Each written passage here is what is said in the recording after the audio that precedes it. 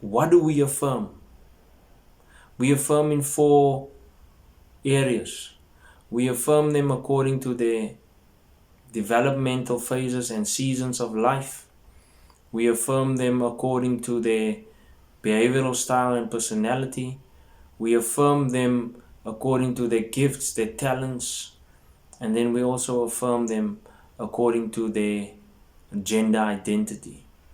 And so we're going to have a brief look at each one of them. Firstly, we affirm them according to their seasons. As we have seen in the previous sessions, every child goes through seasons where developments are important. So from ages 1 to 6, the intellect develops the fastest. In those years, the child should be hearing words like, "You are so clever," "You are so smart." We affirm a toddler by affirming his or her choices. For example, when they pick a toy to play with or a snack to eat, we can affirm them for making a good choice and say something like, "That's a good choice, my son," or "You picked a nice color." You see, we are not looking at perfection here, but we are giving them the message that they are good enough and that we approve and support them. So from ages 9 to 11, their physical development needs to be affirmed. With boys, it's their physical strength. "Oh, you're so strong. Look at those muscles. I'm sure you can lift that." With girls, it's their physical beauty. A lot of parents affirm their school-age children when they do well in school. When they get high grades, they get praised. But when the kids get not so good grades, dads are not as pleased. We can affirm our children not for their performance, but for the effort that they put in or the character that they exhibited. We can affirm them by saying something like, "My son, congratulations for getting high grades. Your hard work and diligence in studying has paid off." So one night, while putting my daughter to bed, she was 10 years old at the time, I said to her, "Sweetie, you are so beautiful." I could see her eyes light up hearing those words from her father. I said, "Those boys better watch out. And you better tell those boys that my daddy is watching." To which we both laughed. Then we go from ages 12 to 18. Now this is the season where they need to hear words like, "You are such a good friend," and words like, "Your friends must really like you," because these are the peer impact years. The bottom line is that we must be mindful of the season that they are at and affirm them according to the needs of their season. Ages 19 to 21 is where they need to be commended on their value system, their choices, and their clear identity traits. Each child is unique. They have their own personalities, abilities, and gifts, and we must notice that and affirm that. For example, you may have a child who may be introverted, and he may not really be sociable, but he has other traits like being caring or patient or compassionate. These are values that society generally does not affirm because they would rather recognize someone who is outspoken, sociable, aggressive, or outgoing.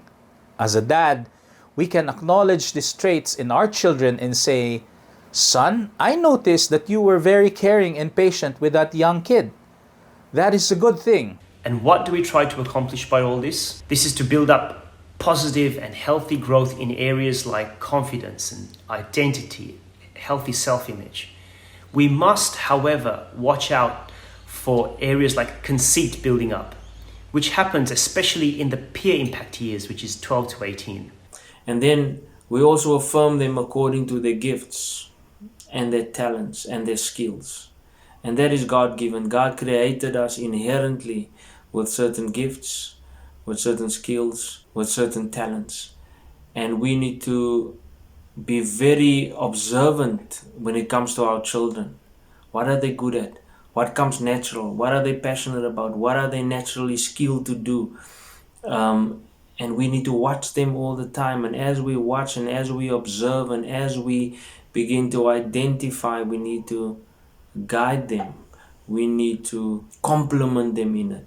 We need to see how we can assist them, and even in some spaces see how we can afford for them to develop in those different skills and talents and areas of interest.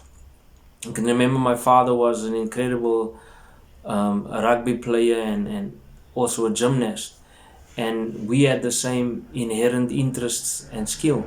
And so my father used to support us in that he will come and watch our games. He will take us to the gym with him. He will let us also jump on the trampolines and stuff, because he wanted to enhance and affirm the gifts and the talents and the interest that he began to see in his sons from a small age. So we need to make sure that we are conscious or very conscious of their own individual gifts and affirm them for their uniqueness. Society will affirm those that perform well based on the values that society places. We should focus on the things that society does not necessarily openly value: humility, support, respect, selfless love, hospitality. And then we also need to affirm according to our children's behavioral styles and personality. We need to know it, we need to recognize it, and then we need to affirm it. Because every child is different. We as human beings are created with different personalities, with different temperaments, with different behavioral styles. And in this cause of the world needs a father, we are using the DISC profile, and it is a behavioral profile, not so much a personality profile, but more behavioral profile. And it speaks about 4 dimensions. The first one is the D that stands for driver. And those are the children that they take initiative. If you tell them this is what needs to be done, they will immediately get up, do the thing without any instruction. They will figure it out as they go along. Being aware of these personalities has helped me affirm my children. Under the DISC profile, my eldest son is an inspirer and a driver.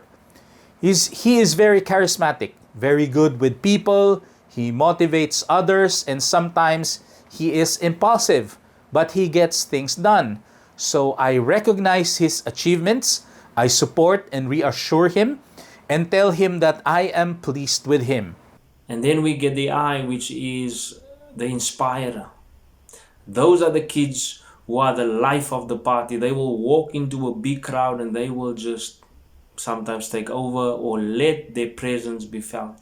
They are inspirational, they are fun, they are energetic, they are motivational, and so they draw people around them through their excitement. And those are the inspirers. And then we get the S, which are your supporter. And now these children are very relational. They're very sensitive. And so we need to always create an environment for them where they feel a sense of belonging, because they're very relational. They are team players. They don't want to be alone because they always want to play with other kids. And as they grow up, friends are important. Friendships are important. So it is so vital that we begin to observe and study our kids in terms of their personality and behavior, so that we can know how to affirm them constantly. And then the last one is the C, and that is the calculator. Those kids are the perfectionists. Everything must be done in order, in a certain way. We must give them notice ahead of time what we want to do as a family, if we want to go out to eat, if we're going to attend an event, because they need to have time to decide, okay, what am I going to wear? When am I going to get ready? I have so much time. So they need to know ahead of time, because they're not impulsive children. Now we're going to look at affirming gender identity. As we've seen in the previous sessions, fathers confer identity. they play a big part and even a dominant role in affirming gender identity.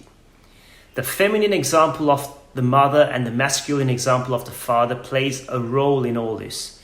And this can be very challenging in a world that is redefining what masculinity and femininity look like. Personally, I tell my sons, in the future, you will be great husbands and fathers. And I tell my daughter that she will be a great wife and a great mom. I recently read an article in a newspaper, The Australian, titled Masculinity Under Siege in Schools, and it was written by the columnist Kevin Donnelly. This is what he states. Across the world, there are falling levels of testosterone and low sperm counts which are contributing significant changes in how masculinity is defined. And it should not surprise us that we are not making men like we used to. In fact, we are not making them at all.